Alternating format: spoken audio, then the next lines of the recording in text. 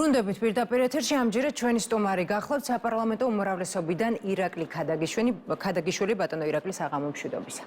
საღამომშვიდობისა. ბატონო ირაკლი, ბოლო ინფორმაციით უნდა დავიწყოთ თქვენთან საუბარი, თქვენთანაც საუბარი და კიდევ ერთხელ უნდა წავიკითხო ეს განცხადება კანონმდებლობის თანახმად 26 ოქტომბრიდან საპარლამენტო არჩევნების შედეგების საფუძველზე 26 ნოემბრიდან 26 ოქტომბრის საპარლამენტო არჩევნების შედეგების საფუძველზე 26 ნოემბრიდან სახელმწიფო დაფინანსების მიღების უფლება მოიპოვა შემდეგმა პოლიტიკურმა პარტიებმა ქართული ოცნება დემოკრატიული საქართველო, ერთიანი ნაციონალური მოძრაობა, კოალიცია ცვლილებებისთვის გვარამია, მელია გირჩი დროა, გახარია საქართველოსთვის, ლელო საქართველოსთვის, საქართველოს პატრიოტთა ალიანსი, ახალი პოლიტიკური ცენტრი გირჩი. დაფინანსების მიღებაზე უარი განაცხადა პარტიამ კოალიცია ცვლილებებისთვის გვარამია, მელია გირჩი დროა, საპარლამენტო არჩევნების შედეგების საფუძველზე მიღებულ დაფინანსებაზე უარის თქმის ბადა პოლიტიკურ გაერთიანებებს ჰქონდათ დღეს 26 დეკემბერს 18 საათამდე და 18 საათზე ამოიწურა.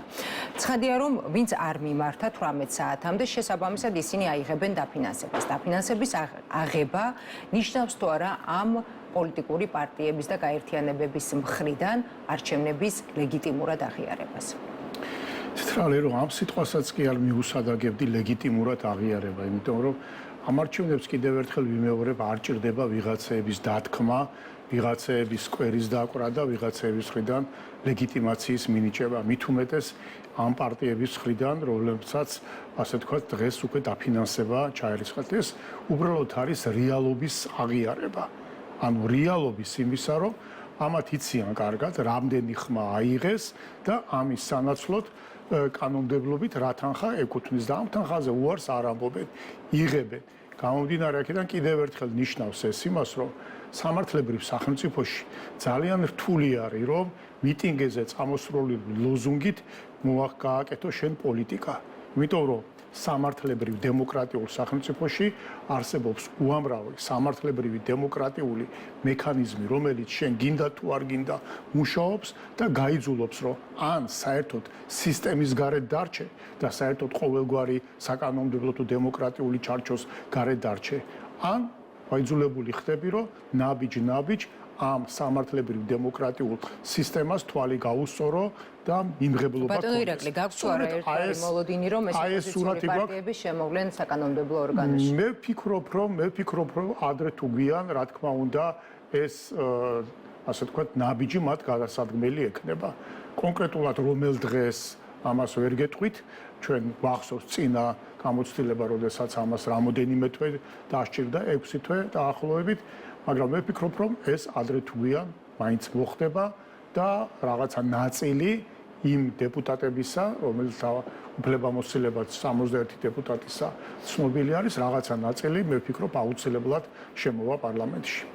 კი ბატონო, ორბელიანების სასახლეში მიმდინარე პროცესებთან დაკავშირებითაც უნდა გკითხოთ, სალომე ზურაბიშვილი ხდება ოპოზიციურ პარტიების წარმომადგენლებს, ასევე არასამთავრობო ორგანიზაციების წარმომადგენლებს და მათ აქვთ ერთგვარი თათბირი იმასთან დაკავშირებით, რომ შეიქმნას დოკუმენტი, რომლის მიხედვითაც უნდა გაიმართოს ახალი არჩევნები საქართველოში. იურიდიული ძალა ერთის მხრივ რამდენად ექნება ამ დოკუმენტს და არის თუ არა, ვთქვათ, აი ამ ტიპის ქმედება თუნდაც სალომე ზურაბიშვილის მხრიდან კონსტიტუციის ჩარჩოდან კიდევ ერთი გასვლა. თუ კი მან აქვე კიდევ ერთ დეტალს დავაზუსტებ, თუ კი მან არ დატოვა 29 დეკემბრის შემდეგ ორბელიანების სასახლე. ანუ ქალბატონი სალომეს ქმედება რო შევაფასოთ, რამოდენიმე ასე ვთქვათ, კუთხით უნდა დავინახოთ. ერთი ის, რომ ეს ადამიანი ძალიან დიდი ხანია გასულია უკვე საკონსტიტუციო სივრციდან, ანუ მას ერთჯერადი დარღვევა კი არა აქვს ზოგადად კონსტიტუციის, უკვე რეციდივის სახე მიიღო მის ასე ვთქვათ ყოველდღიურ ქმედებაში კონსტიტუციის დარღვევამ, ეს ერთი. მეორე, ვერანაირ აქტს ვერ გამოსცემს, იმიტომ რომ რაც წინა შეკითხვის დროს ვთქვი, დემოკრატიას და სამართლებრივ სახელმწიფოს თავის სამართლებრივი რეგულაციები ახასიათებს, იმიტომ ფურცელზე უნდა დაიწეროს, რის საფუძველზე ინიშნება ახალი არჩევნები პარლამენტისა. თუ რის საფუძველზე შეიძლება დაინიშნოს, ეს ყველაფერი ძალიან მკაფიოდ და ცალსახად არის განსაზღვრული კონსტიტუციაში. არც ერთი ეს მოცემულობა დღეს საქართველოში არ დგას, არც პოლიტიკურად, არც პირველ რიგში სამართლებრივად. გამომდინარე აქედან ის ასეთ აქტს ვერ სცემს, თორე ამის ოდნავი მაინც აი ოდნავი, აი მიახლოებითი იურიდიული ხელმოსაკიდი რო ქონოდა, ის რა თქმა უნდა აქამდე ამ აქტს გადმოსცემდა, მაგრამ უბრალოდ ხო უნდა დაწერო რაღაცა. წარმოუდგენელია, შეუძლებელია, ფიზიკურად წარმოუდგენელია დაწერა და იმ მუხლის მითითება, რა მუხლის საფუძველზეც ნიშნავ ახალ არჩევნებს. და გამომდინარე აქედან არის, რომ აი ეს საკენკი აი იმ ხალხისათვის, რომელსაც გონია, რომ ამით რაღაცა დიდი, ასე ვთქვათ, პოლიტიკური აქციის თუ ამ დიდი პოლიტიკური მოვლენის თანამონაწილეები არიან, აი ამ საკენკით ყვებავენ. აი ხლა ვფიქრობთ ამაზე, აი ესე გავაკეთოთ თუ ისე გავაკეთოთ. არაფერი საფიქრალი არ არის. ტექნიკურად შეუძლებელია ესეთი აქტის გამოცემა. იმდენად, ასე ვთქვათ, ცალსახადარი ყველაფერი განსაზღვრული კანონით და კონსტიტუციით. გასაგებია ბატონო. რა შეეხება 29 დეკემბერს, რა თქმა უნდა, იქნება ინაუგურაცია ახლად არჩეული პრეზიდენტისა, მოგეხსენებათ, რომ ეს ახალი წესით არჩეული პრეზიდენტია, ანუ ჩვენ უკვე სრულად გადავდივართ კლასიკური პარლამენტარიზმის, ანუ ევროპული პარლამენტარიზმის წესზე, სადაც პრეზიდენტის არჩევა პირდაპირ სახალხო არჩევნებით აღარ არის, იმიტომ რომ პრეზიდენტს მოგეხსენებათ, რომ აქვს სულ სხვა ფუნქციები და მას აღმასრულებელი ფუნქციები არ გააჩნია და გამომდინარე აქედან ჩვენ ხედავთ ეხლა ხო სალომე ზურაბიშვილი ხშირად სპეკულირებს ხოლმე იმით რომ ის არის ფუნქციები არ გააჩნია, მაგრამ ხალხის არჩეული ვარ და ამიტომ კანონს ამ შემთხვევაში მნიშვნელობა აღარ აქვს. ამიტომ ეს ორმაგი სტანდარტი აღარ იარსებებს და ახალ არჩეული პრეზიდენტი ზუსტად საპარლამენტო რესპუბლიკის ჩარჩოებში იმოქმედებს როგორც სახელმწიფოს მეთაური და პრეზიდენტი. მაგრამ რა მოხდება იმ შემთხვევაში თუ სალომე ზურაბიშვილმა განაცხადა უარი ორბელიანების სასახლის დატოვებაზე, მაგალითად ოპოზიციურ სპექტრს თუ გადავხედავთ და განცხადებებს, ანა დოლიძე ამბობს, რომ ფიზიკურად დაუდგებიან მას გვერდით და მის ფიზიკურად დაიცავენ სალომე ზურაბიშვილს და არ გააყვანინებენ. იქით ნიკა გვარამია ამბობს და მოუწოდებს სავარაუდოდ თავის თანამომხრეებს, რომ მივიდნენ და დაიცვან, არ გამოაყვანინონ სალომე ზურაბიშვილი პრეზიდენტის სასახლიდან. ნაწილი საზოგადოების და ჩვენი რესპონდენტების, რომლებიც ამ სტუდიაში პასუხობდნენ შეკითხვებს, ამბობენ, რომ ხედავენ სამოქალაქო დაპირისპირების საფრთხეს. ნაწილი ამ ტიპის საფრთხეს ვერ ხედავს. თქვენი პოზიცია როგორია? თქვენ თუ ხედავთ აი მსგავს საფრთხეს? რა შეასაქმე, რომ აი ცოტა კომიკური არის ეს ყველაფერი რა ოდიშით, მაგრამ სხვა სიტყვა ამას არ შეესაბამება. მაგრამ ტრაგიკული რაში არის, ამასაც მოვახსენებთ. კომიკური არის, აი როგორი რაღაცა არის, რომ აი რაღაცა პატარა ბავშვს რო სადღაც მიიყვან და მოეწონება და აღარ უნდა, ასე ვთქვათ, იქიდან წასვლა და გააჯინიანდება რაღაც, აი ამ დონის, ასე ვთქვათ, ტრაგიკომედიასთან გვაქვს საქმე. და ტრაგედია რაში არის, იცით? ტრაგედია იმაშია, რომ კიდევ ერთხელ აი ამ ხალხს ამით რაის გაკეთებათ უნდა, იცით რომ რამენაირად სოფლიოს დაანახონ, რომ საქართველოში არის მუდმივი სისხლისღვრის, ასე ვთქვათ, ან დაპირისპირების, ან ესკალაციის სურათი. აი ეს არის ახლა მათი ერთადერთი საშველი. არ გამოუვიდათ ეს პარლამენტის წინ, იქნებ ახლა ეს მოვახერხოთ ორბელიანების სასახლის წინ, დადიან, რო იტყვიან ქუჩა და ეძებენ რომ კარწინკა უკაცრავად აი ამ ჟარგონისა, მაგრამ ტელევიზიონში კებს რო იტყვიან უყვართ ხოლმე დადგან კარწინკა რომ ვიღაცამ დასავლეთში ნაკოს რომ არის გამიშვი გამატარე და ამით იქნებ კიდევ რაღაცა ამ ქვეყანას ზარალი და რაღაცა ზიანი მიაყენონ. აი ამ დონეზე რო არის დასული საქმე ამ ოპოზიციისა, ეს არის სწორედ ტრაგედია, რომელიც კომედიაში გადადის და ამ ადამიანებს ვისაც მართლა გონია რომ რაღაც დიდ პოლიტიკური პროცესის მონაწილეები არიან, სინამდვილეში აი ამ ტრაგიკომედიის, ასე ვთქვათ, თოჯინებად ხდიან. ციტატა მინდა წავიკითხო გიავორსკის, სალომე ზურაბიშვილის როლი რევოლუციურ გეგმაში საკმაოდ გამოკვეთილია, მან უნდა ჩაანაცვლოს დისკრედიტირებული პარტიები და კონკრეტული პირები, ვისაც ბრალი მიუძღვის საქართველოს მოქალაქეების წინაშე სისხლისღვრისა და ადამიანების წამებაში.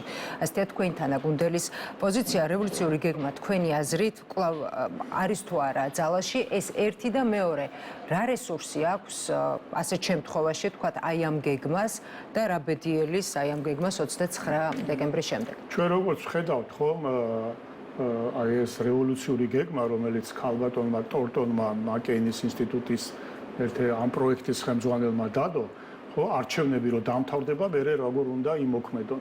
ამ გეგმის ძირითადი ნაწილი ვერ შესრულდა და ბოლოს მისი ის იყო, რომ გასაკვირია, რომ აქამდე ჯერ სისხლი არ დაყრილა და მსხვერპლი არ არისო. ამიტომ ამ გეგმის თქვენი დღეები დათვლილია ხო, თქვენ დღე და ეს დაკავშირებული არის სისხლის დაღვრასთან. ანუ ეს არის ბოლო, ასე ვთქვათ, ამ გეგმის ბოლო პუნქტი, რომელიც აი რომ არ გამოვალთ იქიდან და ბარიკადირებას მოვახდენთ, ამ გეგმის, ასე ვთქვათ, შესრულების ბოლო პუნქტს შეიძლება უკავშირდებოდეს რა.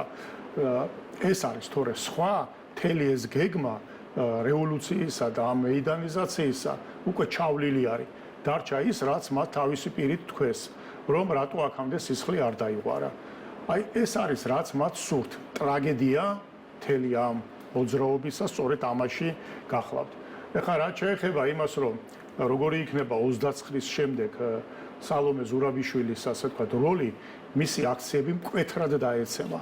იმიტომ რომ მისი საჭიროება გამომდინარეობდა მხოლოდ და მხოლოდ იქიდან, რომ მას ერქვა საქართველოს პრეზიდენტი და გინდა არ გინდა ეს პოზიცია პოლიტიკური სპეკულაციისათვის, იმიტომ სამართლებრივად მას არც პარლამენტის დათხოვა, არც მთავრობის დათხოვა, არც ახალი არჩევნების დანიშნვა არაფერი ეს არ ევალება, მაგრამ პოლიტიკური სპეკულირებისათვის, რა თქმა უნდა, ხმამაღალი პოზიცია და გარედან ვინც მას ამ ასე ვთქვათ манипуляციისთვის იყენებდა, მათთვის მაინც პრეზიდენტმა თქვა, პრეზიდენტი ჩამოვიდა, პრეზიდენტი გამოვიდა, სხვა მნიშვნელობა ჰქონდა. როგორც კი 29 დეკემბრის შემდეგ უკვე მისი უფლებამოსილება კონსტიტუციით და კანონით ამოიწურება, მისი აქციები მკვეთრად დაეცემა და ეს ერთი ასე ვთქვათ შენობა მას როიტყვიან ამ ლეგიტიმურობას ვეღარ შესძენს. გასაგებია, საქართველოს პრეზიდენტმა სალომე ზურაბიშვილმა წარადგინა იურისტთა ჯგუფი, რომელსაც უხელმძღვანელებს ეკაბესელია, მართლმსაჯულების სახლი, ეს გაუწევს კოორდინაციას და როგორც ზურაბიშვილმა ჯგუფის წარდგენისას განაცხადა, ადვოკატებისა და იურისტების ჯგუფი დაიცავენ მოქალაქეებს და მისცემენ სამართლებრივ რჩევებს. ზურაბიშვილის თქმით, იმუშავებს ასევე ცხელი ხაზიც. ერთი არას ამბობს ბატონო ირაკლი ზურაბიშვილი და მეორეს მხრივ ერთგვარად ხომ არ ფიქრობთ, რომ ეს იყოს ერთგვარი წინაპირობა თუნდაც ამავლოდ პარტიის შესაქმნელად? ცით რა არის, რომ ერთი რამე არის ხლა რომელიღაც ადამიანის უფლებების დაცვა, ეს ჩვენ ქვეყანაში აბსოლუტურად გარანტირებულია და რა თქმა უნდა ამ რაღაცა ამ ორგანიზაციის იურისტთა ამ ჯგუფის შექმნა არ მგონია ეს იყოს მთავარი მიზანი. იქნება თუ არა ეს სალომე ზურაბიშვილის პოლიტიკური პარტიის ჩანასახი, ამასაც დრო გვიჩვენებს, მაგრამ გარწმუნებთ, რომ როდესაც ის მიხეილ სააკაშვილის პრეზიდენტობის დროს საგარეო საქმეთა მინისტრობიდან გაანთავისუფლეს, მან მაშინაც შექმნა პოლიტიკური პარტია, ჰქონდათ დიდი მოლოდინები, ადგილობრივი თვითმმართველობის არჩევნებზე გამოვიდა და მან სრული ფიასკო განიცადა თავის პარტიასთან ერთად და წავიდა საფრანგეთში. გასაგებია, ინაუგურაცია, გასაგებია 29 დეკემბერს ჩატარდება, გასაგებია თქვენი გეგმები ამ მიმართულებით და მეორე არის არსებული მოცემულობის განმოხტვა. აქციები რუსთაველის გამზირზე, მოთხოვნები აქციის მონაწილეების, მათ შორის ოპოზიციური პარტიების და სალომე ზურაბიშვილის მოთხოვნები, როგორ უნდა მოხდეს აი ამ პოლარიზაციის, თქვათ, შემცირება? ცით რა არის, რომ პოლარიზაციის შემცირება არ არის ადვილი საქმე. იმიტომ რომ ამ პოლარიზაციას აქვს გაცილებით უფრო ღრმა ფესვები და უფრო ენერგიული მკვლევები, ვიდრე ის, რაც დღეს მაგიდაზე გვიდევს ჩვენ, ხო? ადმინისტრაციული წესით დაკავებულების განთავისუფლება, ან სასამართლო პროცესები იმ ადამიანებისა, ვინც ამ აქციების, ასე ვთქვათ, ძალადობრივ მხარეს წარმოადგენდნენ, ეს არის რო იტყვიან ზედნაშენი იმისა, რომ იყო ძალადობრივი აქცია და ბუნებრივია სამართალდაცვავი ორგანოები კანონის შესაბამისად ამაზე რეაგირებენ. ეს რო იტყვიან არის მიმდინარე საკითხი, რომელიც ინფორმაციაც მაინტერესებს ამასთან დაკავშირებით რა გაქვთ ბატონო? არა, ნუ გვაქვს რომ ეხა ადმინისტრაციული წესით დაკავებულები არის 10 დღე, 12, 14 დღე, ეს ავტომატურად ხდება ამ ადამიანების განთავისუფლება, აქ არაფერი. დაზარალებულებთან დაკავშირებით გამოძიების ნაწილში მიმდინარეობასთან დაკავშირებით, როგორც იცით, გამოძიება მიმდინარეობს და ერთი რამე მე ყველგან უსვავ ხაზს. აუცილებლად ამ გამოძიებამ თავისი კონკრეტული შედეგები უნდა დადოს. ეს არის აუცილებელი, ეს ერთი. და მეორე, აქ უნდა გავყოთ ერთი რამე. არიან, ასე ვთქვათ, მთელი რიგი ასე ვთქვათ, ადამიანებისა, რომელსაც ეს უნდა არა იმისთვის, რომ კონკრეტულ ფაქტთან დაკავშირებით სამართლიანობა დადგეს და არ მოხდეს ასეთი გადაცემები, არამედ უნდათ იმისთვის, რომ გამოყენებული იყოს ეს სახელმწიფო ინსტიტუტების ჩამოსვლისათვის და პოლიციის დემორალიზაციისათვის. ეს ყოველთ მიუღებელია, მაგრამ ის, რომ კონკრეტულ ფაქტთან დაკავშირებით კონკრეტული შედეგი დადგეს და ამის ასე ვთქვათ პრევენცია მოხდეს შემდგომში საპოლიციო ძალების მხრიდან, ეს ბუნებრივი, ნორმალურია და ეს შედეგი მიღწევადი არის. ეხლა რაც შეეხება ეს აი ამ საკითხთან დაკავშირებით და მეორე თემა იყო თვითონ ეს სალომე ზურაბიშვილის პარტიის შექმნა არ შექმნის საკითხი. ხო, მე აქ როგორც აღვნიშნე ამ ველზე შესვლა, რომ მე ახალი პარტიით უნდა შემოვიდე ქართულ პოლიტიკაში, არ არის ადვილი საქმე. და გამომდინარე ის პარტიები ახლა დღეს ვინც მას ახვევია, რა თქმა უნდა, იქნებიან მისი პირველი, რო ითქვიან, დამკურტნელები ამ პოლიტიკურ ველზე, როცა კიდევ ერთი კონკურენტი გამოუჩნდებათ.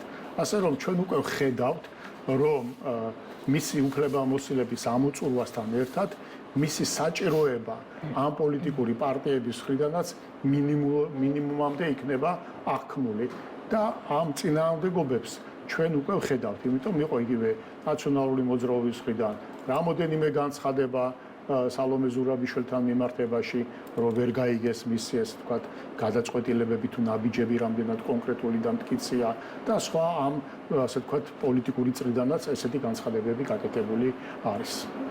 ბატონო ირაკლი, ნახეთ შეიძლება თუ არა პოლარიზაციის თემა იყო კიდე, ხო? ამიტომ ეხა ნახეთ აქ რაშია საქმე. აქ რაღაცაზე როცა არის თქვათ კონკრეტიკაზე ლაპარაკი, უნდა კონკრეტული მოცემულობებით ვილაპარაკოთ, ხო? მინდა ახალი არჩევნები, ხო? ახალი არჩევნები მინდა უნდა ეფუძნებოდეს კონკრეტულ მოცემულობას. იმიტომ რომ ან არჩევნები შედგა, ან არ შედგა, ხო?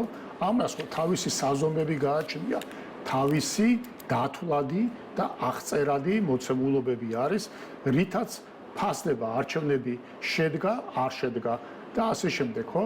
ამიტომ ყველა ეს მოცემულობა დაწყებული აქაური ცენტრალური საარჩევნო კომისიიდან დამთავრებული ოდირის და ეუთოს დასკვნით აჩვენებს, რომ არჩევნები შედგა.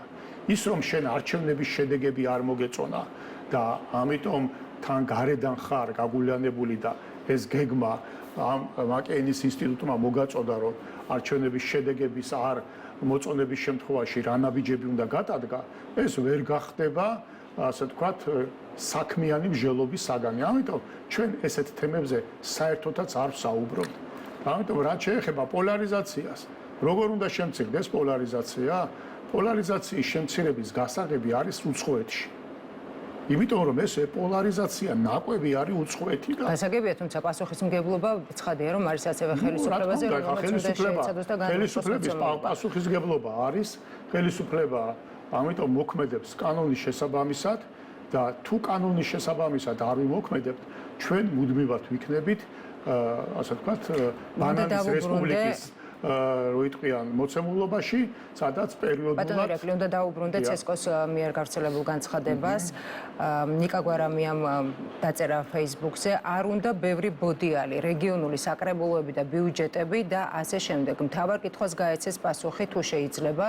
გულისხმობ პარტიების დაფინანსების საკითხს, როგორც ჩანს, პასუხს ითხოვს ნიკა გვარამია სხვა პარტიებისგან. მან უარი განაცხადა ერთადერთი პარტია, ვინც განაცხადა უარი დაფინანსებაზე, კოალიცია, უпростоრად კოალიცია ცვლილებებისთვის გახლავთ გვარამია, მელია, გირჩი, დროა. შეიძლება თუ არა ივარაუდოთ და საზოგადოების ნაწილმა ივარაუდოს, რომ სწორედ ამ შემთხვევაში შესაძლებელია ფული გახდეს ოპოზიციურ სპექტრში განხეთქილების მიზეზი. სტრა არის, რომ შეიძლება უბრალოდ ფული აი ეს კონკრეტული შემთხვევა იყოს ერთგვარი ტრიგერი ამ მოძრავი. თორე რეალურად მან წინააღმდეგობები გაცილებით ღრმა არის და გაცილებით ძლიერი არის. უბრალოდ ხო გეუბნებით, სანამდე ეგონათ, რომ ეს რევოლუცია გამოუვიდოდათ, რა თქმა უნდა, ყველაფერზე თვალი ქონდათ დახუჭული და ფიქრობდნენ, რომ ასე ვთქვათ, დათვის ტყავი გვექნება გასაყოფიო და ამიტომ თვალს ხუჭავდნენ ერთმანეთზე. მაგრამ ნელ-ნელა რაც ხედავენ, რომ დათვის ტყავი კი არა, საკუთარი ტყავი ექნებათ გადასარჩენი, ბუნებრივია ეს წინააღმდეგობები ერთმანეთში კიდევ უფრო თვალნათელი და მრავალფეროვანი გახდება. ამიტომ აქ არ არის მხოლოდ და მხოლოდ დაფინანსებაზე საკითხი, თუმცა ვიმეორებ, რომ ეს კიდევ ერთხელ აი კონკრეტულად გვიჩვენებს ჩვენ იმას, რომ რამდენად წინააღმდეგობრივი არის და რამდენად ხელოვნური არის მათი ერთობა. და კიდევ ერთხელ ვიმეორებ, თლიანად არის დამოკიდებული გარე აქტორებზე. გარე აქტორები ახსენეთ და სალომე ზურაბიშვილის აი ბოლო განცხადება სულ რამდენიმე წუთის წინ დაიდო ჩვენს ვებგვერდზე. სალომე ზურაბიშვილი საქართველოს ენდობა პარტნიორებს, მე თქვენი სოლიდარობის იმედი მაქვს 29 დეკემბერს და შემდგომშიც ახალ არჩევნებამდე წერს სოციალურ ქსელში სალომე ზურაბიშვილი. აუცილებლად უნდა გკითხოთ თით რა ჯობს რომ ბოლომდე წავიკითხო. საქართველოს ენდობა თავის პარტნიორებს და მათ მხარდაჭერას სამართლიანობის, თავისუფლებისა და დემოკრატიისთვის ბრძოლაში. მე როგორც საქართველოს პრეზიდენტს თქვენი სოლიდარობის იმედი მაქვს 29-ში და შემდგომშიც ახალ არჩევნებამდე წერს მოკლედ სალომე ზურაბიშვილი სოციალურ ქსელში. თქვენ დაანონსებული გაქვთ ურთიერთობის გადატვირთვა იგივე ამერიკის შეერთებულ შტატებთან და ევროპასთან.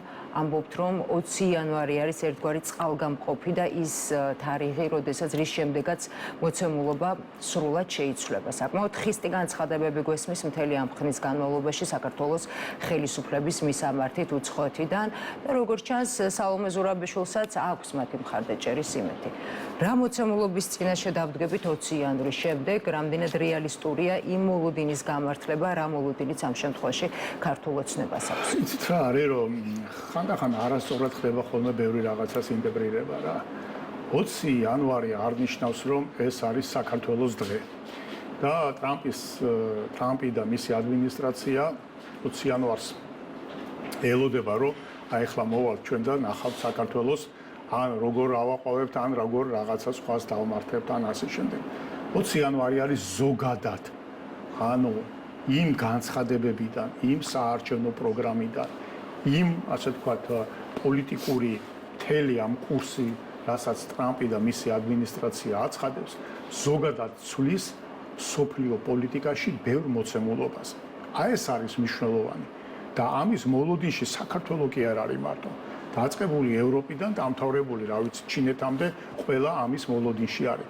გამომდინარე აქედან ეს გლობალურად ცვლის იმ თამაშის წესებს, რა თამაშის წესებიც აქამდე იყო და მათ შორის ამ თამაშის წესებით, არასამართლიანი თამაშის წესებით ეთამაშებოდნენ საქართველოს. და ჩვენ ვხედავთ უამრავი განცხადება ტრამპის მიერ და მისი ადმინისტრაციის, მომავალი ადმინისტრაციის მიერ გაკეთებული, რომელიც როიტყვიან ერთ-ერთში ემთხვევა იმ განცხადებას, ან იმ ფასეულობას, ან იმ პოლიტიკურ პოზიციას, რა პოლიტიკური პოზიცია ან ფასეულობა ჩვენი ხელისუფლების მიერ იყო დაფიქსირებული. აქ ამ კავშირზე არის საუბარი და ზოგადად ამაზე არის საუბარი და მე კიდევ ერთხელ ახლა არ გავმეორდები ამის საშუალებად უკვე გავიმეორებ იგივე რა სამობს უშუალოდ ახალ არჩეული პრეზიდენტი დაწყებული deep state-ზე, ომისთან დაკავშირებულ საკითხებზე, ადამიანის უფლებებზე, მათ შორის გენდერთან დაკავშირებულ საკითხებზე, მათ შორის საზღვარგარეთ დაფინანსებების გამოყენების სამართლიანობაზე და ანგარიშვალდებულებაზე და ასე შემდეგ და ასე შემდეგ. იგივე ომსა და მშვიდობასთან დაკავშირებულ საკითხებზე. ამიტომ ეს არის მთავარი მნიშვნელობის საკითხი. თორე კიდევ ერთხელ ვიმეორებთ, რომ ჩვენ უნდა ერთი რამე გავითვალისწინოთ. არ იქნება არც ერთი უცხოური სახელმწიფო, რომელიც იქნება შენი ინტერესების, რო იტყვიან, შენზე უკეთესად დამცველი. ესეთი რამ ბუნებაში არ არსებულა, არ არსებობს და არც მომავალში არ იარსებებს. გამომდინარე აქედან, შენი ინტერესები პირველ რიგში შენ უნდა დაიცვა და იმის და მიხედვით, როგორ იცავ შენი ქვეყნის ინტერესებს, მოგეპყრობა სხვა სახელმწიფოც და სხვა გაერთიანებებიც. ეს ასე ვთქვათ, ხედვა, ეს გრძნობა, ეს პოლიტიკური, რო იტყვიან, სიმყარე სამწუხაროდ საქართველოს არ ქონდა შესაბამისად. დღეს სწორედ აი ამ სიმყარეს აჩვენებს საქართველო და ეს სიმყარე აუცილებლად მოიტანს იგივე ჩვენი პარტნიორებთან, ჩვენ პარტნიორებთან ურთიერთობაში, სწორედ ურთიერთობის სხვა დონეზე აყვანას და სხვანაირი დამოკიდებულებით ქცევის ჩამოყალიბება საქართველოსთან დაკავშირებით და ის სამარცხვინო პრაქტიკა, რაც აქ იყო, რომ ეხლა ჩამოგივა აქ რომელიმე ქვეყნის კომიტეტის თავმჯდომარე დეპუტატი ან მინისტრი და აქ მიტინგს მოგიწყობს და გაგაკრიტიკებს და მოკლედ სამარცხვინო ბოძზე გაგაკრავს და ზოგადი სიტყვებით ისაუბრებს დემოკრატიაზე, მაშინ როდესაც მის ქვეყანაში მედია სივრცეზე რო არის ხოლმე ლაპარაკი, ერთი მანახონ სად არის ოპოზიციური ტელევიზია, ჩვენი ოპოზიციური ტელევიზიის კონტენტი ნახონ და მე ევროპაში გვანახონ ერთი რომელ ქვეყანაში არის ესეთი ოპოზიციური ტელევიზიები. რომ უნდათ ევროპული სტანდარტი, ეხლა ჩვენ რო ვთქვათ, რომ დანიური მედია სტანდარტი გჭირდებაო, რა მოხდება საქართველოში? ხო? აქედან გამომდინარე არის, რომ აქ საერთოდ უნდა ყველამ პირველ რიგში ქართველმა კაცმა და საქართველოს საზოგადოებამ უნდა ირწმუნოს ის, რომ ის დამოუკიდებელი სახელმწიფოა და მიუხედავად იმისა, რომ ზომით შედარებით პატარა არის, ეს არ ნიშნავს იმას, რომ თავმოყარეობა არ უნდა გააჩნდეს მათ შორის პოლიტიკური პირველ რიგში. ამიტომ ეს უნდა კარგად გაიგოს ესტონელმაც, ლიტველმაც, ლატვიელმაც. მე 80-იანი წლებიდან ჰქონდა მათ ეროვნულ მოძრაობასთან ურთიერთობა, ხო და ამიტომ მათი გზა გაცილებით ადვილი იყო. ბევრი მიზეზების გამო, ეხლა ამ ისტორიას აღარ მოვყვები, მაგრამ საქართველოს გზა 1000-ად უფრო რთული იყო და დღესაც 1000-ად უფრო რთულად გვიწევს ჩვენ თანამედროვე მსოფლიოში ჩვენი თავის დამკვიდრება, მაგრამ ამას აუცილებლად გავაკეთებთ. რომ დაუბრუნდეთ საქართველოში მიმდინარე პროცესებს და რამდენჯერმე ახსენეთ ყოფილი პრეზიდენტი მიხეილ სააკაშვილი, რომელიც არის ძალიან ნაწყანი როგორც ჩანს მისი განცხადებებიდან გამომდინარე. მაგალითად, მე მინდა ყველას ვუთხრა, სინდისიც კაი საქონელია წერს, ხანდახან ვიფიქროთ იმაზე, რომ სამართალი არ შეიძლება იყოს შერჩევითი. მე უკრაინის მოქალაქეობაზე ვთქვი უარი. უკრაინის მოქალაქე ვარ და უკრაინაში მთავაზობდნენ თანამდებობებს და მომავალში შემომთავაზებენ. რა ტილაობა ჩემთვის თანამდებობები საქართველოში? მე არ ვარ კონკურენტი არც სალომე ზურაბიშვილის და არც არავისი, ვისაც ჩემი ციხეში ყოფნა უნდა. ვაი თუ გამოვიდეს და მიშა წაიღებს ყველაფერს. თანამდებობების დაკავების შესაძლებლობა მაქვს სხვა ქვეყნებში, ბევრად უფრო დიდში, დიდარში. გარდა ამისა, მიხეილ სააკაშვილი ახსენებს მაგალითად ნიკა გილაურს, გამიხარდებოდა ნიკა გილაურმა ერთხელ მაინც ახსენოს, ვის დროს იყო პრემიერ-მინისტრი, გეგონება ციდან ჩამოვარდა ყველა რეფორმა და პოლიტიკური მხარდაჭერა. თქვენ ასევე ახსენეთ სალომე ზურაბიშვილი და განაცხადეთ, რომ გარკვეულწილად, როდესაც მასში კონკურენტს დაინახავენ, ოპოზიციური პარტიები შეეცდებიან მის დაკორტუნას, ასეთი რამ თქვით და ასევე განაცხადეთ, რომ 29 დეკემბრის შემდეგ სალომე ზურაბიშვილის პოლიტიკური ფასი დაიწევს. ანუ ის უკვე აღარ გახდება საჭირო. რა კონფიგურაცია შეიძლება მივიღოთ 29 დეკემბრის შემდეგ, თუნდაც მიხეილ სააკაშვილის, თუ შეიძლება ასე ითქვას, ამბიციების, პოლიტიკური წარსულის და სხვა დანარჩენის გათვალისწინებით, იმ რეალობის გათვალისწინებით მათ შორის, რაც პოლიტიკურ სპექტრში. ნახეთ რა შეასაქმე, ხა 3 წლის განმავლობაში მიხეილ სააკაშვილის კარტის გათამაშება ხდებოდა. ანუ მისი აქ შემოპარება, ეს სპეცოპერაცია სხვა მიზნებს ატარებდა, მას უნდა ასე ვთქვათ რეალურად გადატრიალება მოეხდინა ქვეყანაში, ის დაპატიმრებული იქნა. ამიტომ ჩვენ ვიხილეთ ის თითქმის 2 წელიწად ნახევრიანი დაუცხრომელი რყევა, საქართველოს იმიჯის ნგრევა, ხო, ეს ნგრევა იყო არნახული, ხო? იმიტომ რომ ჩვენ რას გვაბრალებდნენ?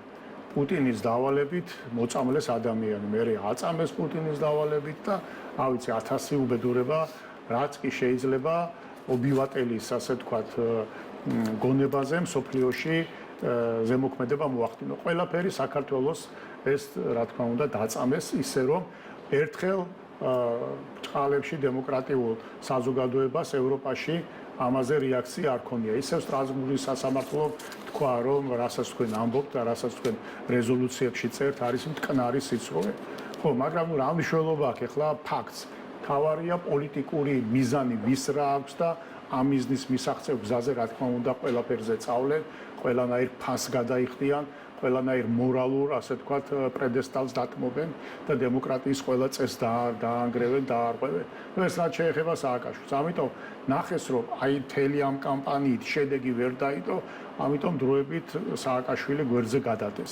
რა თქმა უნდა მას ეს წინს, იმიტომ რომ ჩამოუშვეს ახლა თქვენ გონიათ რა ეს მისი გადაწყვეტილება იყო რომ სმეტანის კონტეინერში ჩაჯდებოდა ეს იყო მასე დავალება თქვენ გონია ახლა ეს რიტორიკულად გიხართ ხო ეს იყო დავალება ამიტომ ამ დავალებაზე იძულებული იყო რომ შეესრულებინა სხვა გზა არ ქონდა და ეხლა ითხოვს რომ რაღაცა მიშველებ, თორემ მე რამდენი ხანი უნდა იყო ამ მდგომარეობაში. რაც შეეხება იმას, რომ მას ეს წყინს გასაგებია და ეხლა ის ფიქრობს, რომ უნდა კვლავ თავისი პერსონალის გააქტიურება მოხდეს. ისიც გძნობს, რომ ამ რევოლუციას უკვე ჩაილურის ხალი აქვს დალეული და ამიტომ ისევ თავისი პერსონის წინ წამოწევაზე ფიქრობს. მისი ამოცანა ამ შემთხვევაში არის, რომ რამენაირად ის იქნას დახსნილი, როგორც თვითონ ამბობს პუტინის. ფაქტია მისი პერსონის წინ წამოწევას ასევე ცდილობს ნაციონალური მოძრაობა და ახსენებენ მუდმივად სალომე ზურაბიშვილს, რომ ის გამაერთიანებელი ვერ იქნება, თუ კი არ გამოიშვებს და არ შეიწყალებს მიხელსაყრელს. საქმე ნაციონალური მოძრაობა ხვდება, რომ ეხლა დიდხანს ამ სალომესთან ჩაჭიდებული ვერ ივლის, იმიტომ რომ მისი ამორჩეველისთვის სალომე ზურაბიშვილი არის ორგანულად მიუღებელი. ეს ეხლა დროებით არის ეს მოცემულობა. არის აბსოლუტურად დროებითი მოცემულობა. ანუ გამოდის რომ ერთმანეთს იყენებენ ასე და აბსოლუტურად აბა სხვა ეხლა რაზე არის საუბარი. აი ნახეთ რა არის. შეიძლება შენ ადამიანს პოლიტიკურად აკრიტიკებდე და ძალიან მწვავედ აკრიტიკებდე. მაგრამ რაღაცა გარკვეული პერიოდის შემდეგ თქვენი პოლიტიკური გზები დაემთხვეს ერთმანეთს. აქ სალომე ზურაბიშვილს თავის დროზე ხო პოლიტიკისთვის არ აკრიტიკებდე. ცუდ სიტყვებს არ ვიტყვი. დიდი ხანი ეგეთ სიტყვები ხო არ მიხმარი არასდროს, მაგრამ ამბობდნენ ამ ცუდ სიტყვებთან ერთად, რომ ეს ადამიანი ამ გინებას მარტო იმიტომ კი არ იმსახურებს, რომ არ მომწონს უბრალოდ. იმიტომ იმსახურებს ამ გინებას, რომ ეს არის ცნობილი ნომრიანი FSB-ს აგენტი. ხო? ამას მოწყობილობად გვეუბნებოდე. ანუ თუ ეს ადამიანი FSB-ს აგენტი არის, რა ქნა ეხლა ამ 4 წელიწადში თუ 6 წელიწადში აღარ არის FSB-ს აგენტი? ამიტომ ამბობ, რომ აქ არაფერი წმინდა ამ იმაში რა ქვია, რაც იხარშება დღეს ამ ოპოზიციაში, არაფერი არ არის წმინდა. დამთავრებულია ეგ ამბავი, იმიტომაც არის, რომ შედეგი არ გამოდის, იმიტომაც არის, რომ მთელი ეს ოპოზიციური ლიდერები მათმა პატრონებმა უკან, ასე ვთქვათ, ავანსცენაზე უკან გადაიყვანეს სცენიდან და გამოაჩინეს სალომე ზურაბიშვილი, იმიტომ მაინც პრეზიდენტი ერქვა.